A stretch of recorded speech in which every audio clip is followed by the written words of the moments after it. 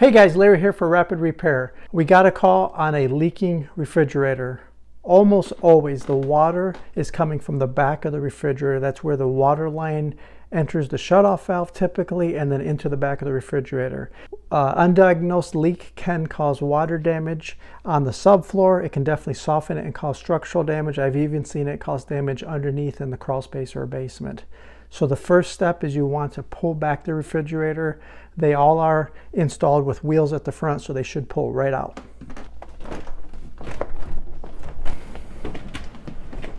So we were able to pull this one out, guys. We inspected the water line. It was completely dry. Usually I find there's a shutoff valve back there, but not always, and it could be leaking right at the shutoff valve or exactly where the water line enters the fridge. So they're pretty easy to pull back and diagnose the source of the water leak. In this case, it was completely dry, so we had to keep looking for the water leak.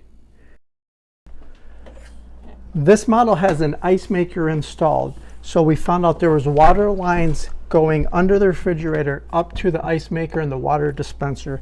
There was a suspicious little blue tube sticking out down here, and when we looked at that further, we found these two quick connectors, and wouldn't you believe it, they were completely soaked. The water was running all over. This is where the leak was coming from. So we turned off the water, we drained down the lines. These quick connectors get released very similar to shark bites. You push in this tab, and I used a tool, needle nose pliers, and then they release and they pull right out. The fitting was out.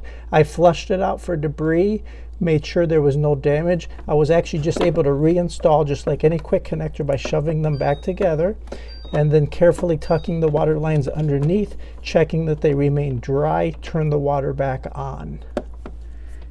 Problem averted. It stayed dry. The refrigerator's in good working order now. The ice maker, the water dispenser work perfectly. There's no water damage on the subfloor. I bet you can do it yourself.